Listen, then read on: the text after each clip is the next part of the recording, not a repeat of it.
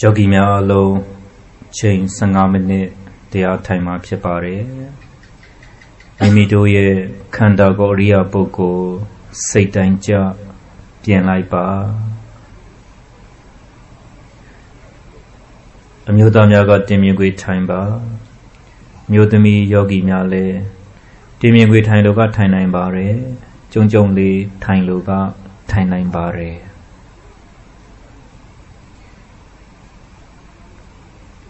တင်မြင်ခွေထိုင်တဲ့ရိယာပုစိတ်တိုင်းကြပြင်ပြီးပြီဆိုရင်ဘယ်ဘက်လက်ပေါ်ညာဘက်လက်ကလေးတင်လိုက်ပါလက်မထိပ်ထိလို့အဆင်ပြေရင်ထိထားလိုက်ပါလက်မထိပ်နှစ်ခုထိလို့အဆင်မပြေရင်လက်ကလေးနှစ်ခုရှက်ထားလိုက်ပါ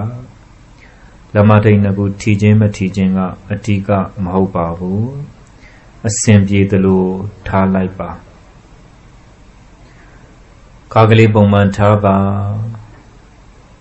ခါလေးကိုဖြောင့်မှန်ယုံလေးပဲထားလိုက်ပါခေါင်းရှိမငုတ်စေနဲ့ခေါင်းရှိငုတ်ရင်ကိုယ်ကြောတွေတင်းလေးပြီးတော့ငိုက်တတ်ပါတယ်ခေါင်းနောက်မလန်စေနဲ့ခေါင်းနောက်လန်ရင်လဲကိုယ်ခန္ဓာကိုမနိုင်ပဲလဲကျတတ်ပါတယ်မျက်စိကိုဇင်းငယ်များမှိတ်ပါ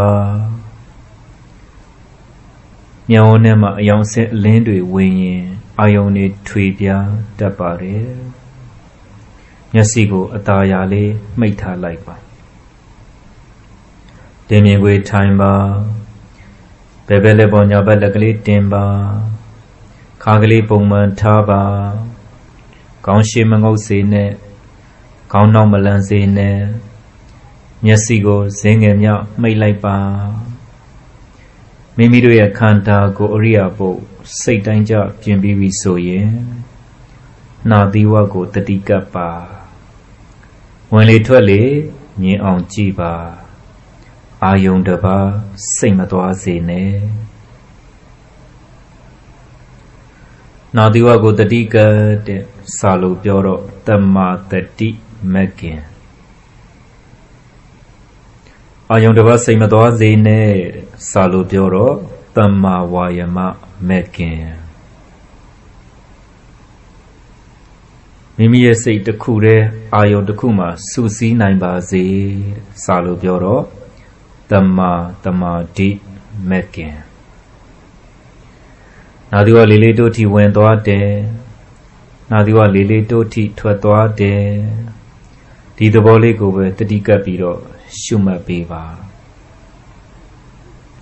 ယောဂီတို့ခန္ဓာကိုယ်ကြီးယက်တည်နေတဲ့ခန္ဓာကိုယ်ကြီးအသက်ရှင်နေတဲ့ဝင်လေထွက်လေဆိုတာရှိနေပါတယ်ဝင်လေထွက်လေဆိုတာဖြစ်နေပါတယ်ငကိုရှိပြီးသားဝင်လေထွက်လေကလေးငကိုဖြစ်ပြီးသားဝင်လေထွက်လေကလေးကိုတတိထားပြီးတော့ကြည့်လိုက်ပါနာသီဝလေးလေးတို့တီဝင်ရင်ဝင်သွားတဲ့သဘောနာသီဝလေးကလေးတို့တီထွက်ရင်ထွက်သွားတဲ့သဘောဒီသဘောလေးဟာအထင်အရှားရှိနေပါတယ်တတိထားဝရိယစိုက်အာယုံတစ်ပါးစိတ်မသွားစေနဲ့နာသီဝလေးလေးတွန်းတိုက်ဝင်ရင်ဝင်သွားတဲ့သဘောနာသီဝလေးကလေးတွန်းတိုက်ထွက်ရင်ထွက်သွားတဲ့သဘောသိချကြည့်ပါမြင်အောင်ကြည့်ပါဂယုစိုက်ကြည့်ပါစူးစိုက်ကြည့်ပါစူးစိုက်ကြည့်တာသမထဝင်လေထွက်လေကိုတတိနဲ့ရှုမှတ်နေတဲ့ချိန်မှာအာယုန်တွေမထွေပြားစေပါနဲ့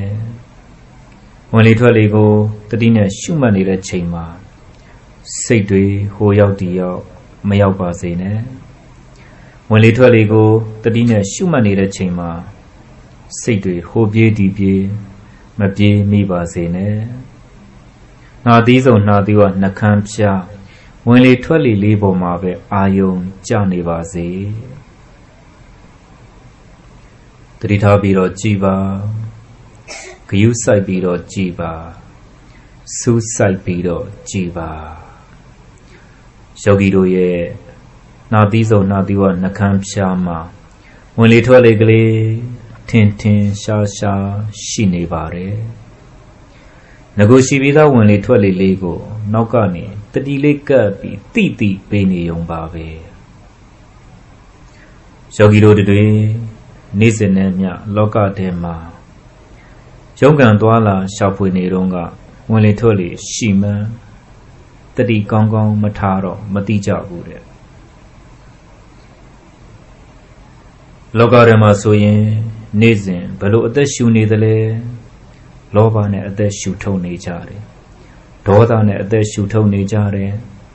မောဟနဲ့အသက်ရှူထုတ်နေကြတယ်မာနနဲ့အသက်ရှူထုတ်နေကြတယ်အတ္တနဲ့အသက်ရှူထုတ်နေကြတယ်ညူစုမှုအိတ်တာနဲ့အသက်ရှူထုတ်နေကြတယ်နှမျောလိုမှုမစ္စရိယနဲ့အသက်ရှူထုတ်နေကြတယ်တန်တရားတွေနဲ့အသက်ရှူထုတ်နေကြတယ်ခုကြည်စံယောဂီတို့ရဲ့ခန္ဓာကိုယ်အရိယာပုတ်ကြီးကိုကမ္မထအာယုံပေါ်တင်လိုက်မှနှာသီးဝမှာဝင်လေလေးရှိပါလားထွက်လေလေးရှိပါလားတတိထားကြည့်တော့တိလာပါတယ်ယောဂီတို့ရဲ့နှာသီးဆုံးနှာသီးဝနှခမ်းပြမှာလေကလေးတို့ထိဝင်သွားတယ်တိပေးလိုက်ပါလေကလေးတို့ထိထွက်သွားတယ်တိပေးလိုက်ပါထင်ရှင်ရှားရှားရှိနေပါတယ်အထူးရှာပြီးတော့ကြည့်စရာမလိုပါဘူးလိုက်ပြီးတော့ကြည့်စရာမလိုပါဘူးငကိုရှိပြီးသားဝင်လေထွက်လေလေးကိုပဲတတိထားပြီးတော့ကြည့်ပေးနေုံပဲဝင်လေဝင်တိုင်းသိပေးလိုက်ပါထွက်လေထွက်တိုင်းသိပေးလိုက်ပါတတိထားဝရိယစိုက်အာယုံတပါစိတ်မသွားစေနဲ့ဝင်လေထွက်လေကိုသတိနဲ့ရှုမှတ်နေတဲ့ချိန်မှာခန္ဓာကိုယ်ရိယပုဒ်တွေငြိမ်နေပါစေခန္ဓာကိုယ်ရိယပုဒ်တွေလှုပ်တာလှဲ့တာမဖြစ်ပါစေနဲ့ခန္ဓာကိုယ်ရိယပုဒ်တွေပြင်တာပြောင်းတာမဖြစ်ပါစေနဲ့သမထဆိုတာငြိမ်သက်မှုကိုလိုလားပါတယ်အရိယပုဒ်လေးတည်ငြိမ်နေမှဝင်လေထွက်လေလေးရှုမှတ်အချက်တိုင်းမိနေတယ်အချက်တိုင်းမလွတ်တော့ဘူးနောက်သူကလေလေးတုတ်ထိဝင်သွားတယ်သိပေးလိုက်ပါနောက်သူကလေကလေးတုတ်ထိထွက်သွားတယ်သိပေးလိုက်ပါတတိကောင်းရင်ကောင်းသလောက်အချက်တိုင်းမိနေပါတယ်တတိပါပဲတတိရှိရင်ဝင်လေထွက်လေကိုဝင်တိုင်းထွက်တိုင်းသိနေပါတယ်တတိဆွဲရင်ဝင်လေထွက်လေကိုဝင်တိုင်းထွက်တိုင်းမိနေပါတယ်ဝင်လေထွက်လေကိုဝင်တိုင်းထွက်တိုင်းအချက်တိုင်းသိနေပြီမိနေပြီဆိုရင်အရိယာပုဒ်လေးကလည်းငြိမ့်နေတာစိတ်အေးချမ်းသွားတာကိုမိမိရဲ့နှာသီးဝါမှာငကိုရှိပြီးသားဝင်လေထွက်လေလေးကိုရှုမှတ်နေတာနဲ့စိတ်ကလေးကငြိမ့်ပြီးအေးနေတာသမထစိတ်ကိုချမ်းသာစေတယ်စိတ်ကိုငြိမ့်အေးစေတယ်စိတ်ကိုတည်ကြည်စေတယ်စိတ်ကိုခိုင်ခန့်စေတယ်စိတ်ကိုအကောင်းဘက်ကိုတွန်းပို့ပေးတယ်သမထရဲ့အစွမ်းပါဒါကြောင့်ယောဂီတို့ငကိုရှိပြီးသားဝင်လေထွက်လေလေးကိုတတိထားပြီးတော့ကြည်ပေးလိုက်ပါတတိထားဝရိယစိုက်အာယုံတပါစိတ်မသွားစေနဲ့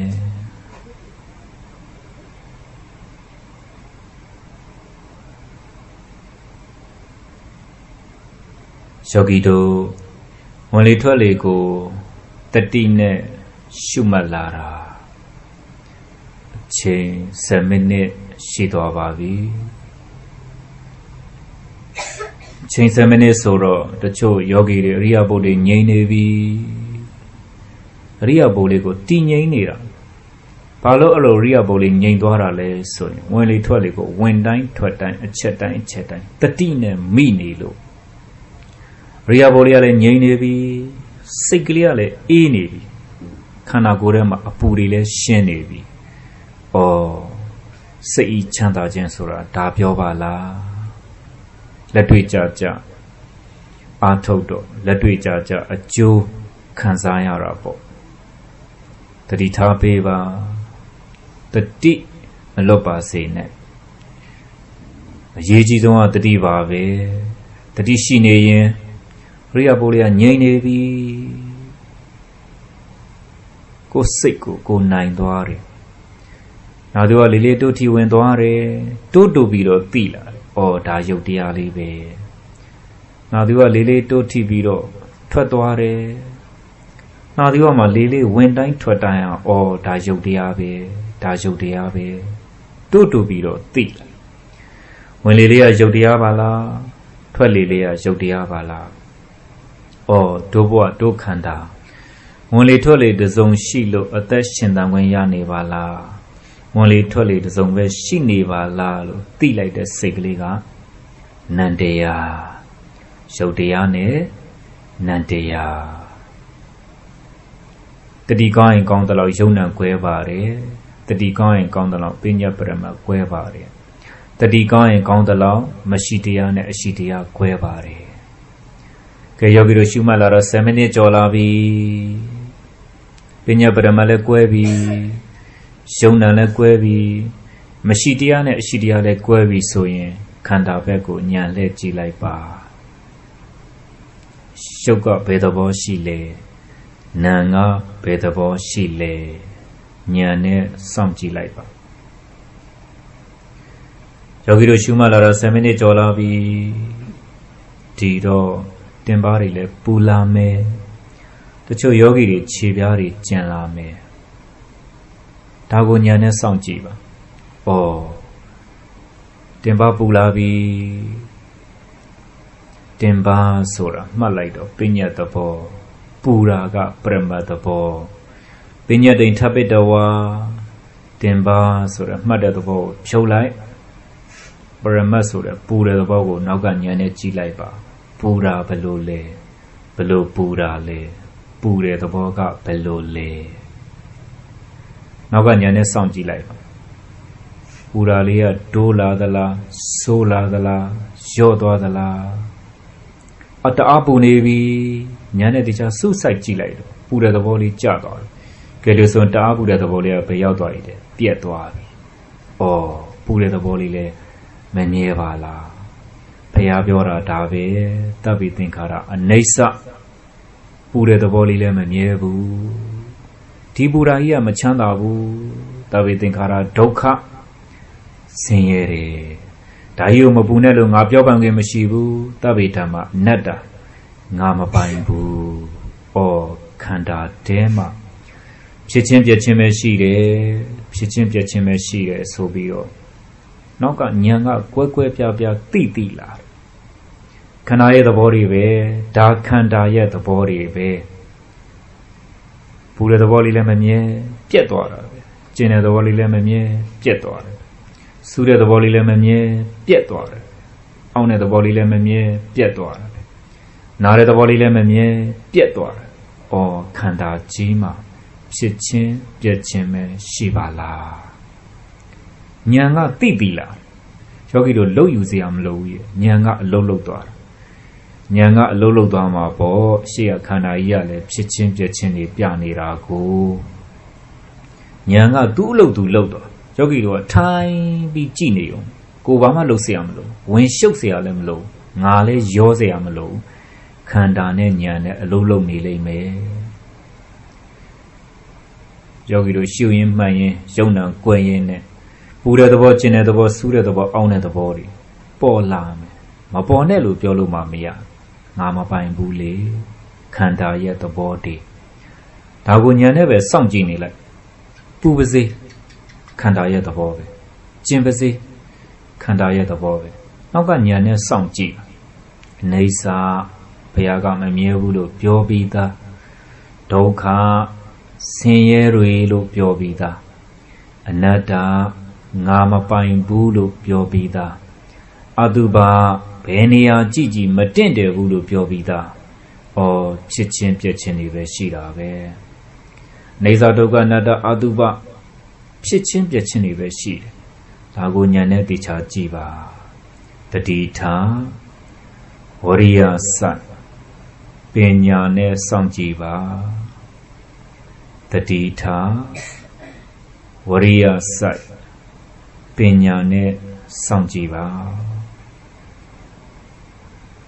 ဘယ်လိုဝေဒနာတံဖောက်ပြန်မှုတွေပေါ်လာခန္ဓာရဲ့သဘောငါသဘောဆိုတာမရှိဘူး ဒါခန္ဓာရဲ့သဘောတွေပဲနောက်ကဉာဏ်နဲ့စောင့်ကြည့်လိုက်ရှာရှုစရာလည်းမလိုလိုက်ရှုစရာလည်းမလို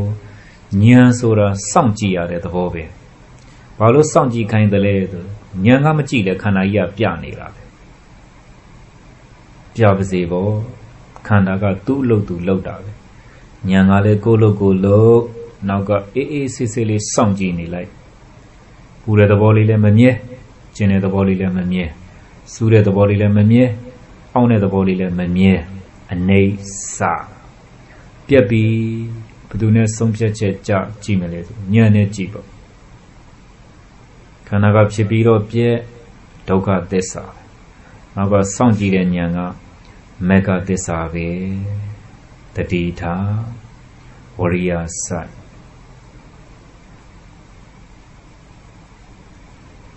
ယောဂီများအလုံးတတိထားပါတတိမလွတ်ပါစေနဲ့ချိန်နဲ့ငယ်တွင်မှာတရားချပါမယ်တရားချတဲ့အခါမှာတရားချခြင်းနဲ့စိတ်ကလေးကနံတရားတရားချဖို့ပြင်လိုက်မှာကရုပ်တရားရုပ်နဲ့တစ်ခုကိုဉာဏ်တစ်ခုနဲ့ဆင်ခြင်ပြီးယောဂီများအလုံးအချိန်စေပြီးမို့တရားချလို့ရပါပြီတရားချတဲ့အခါမှာ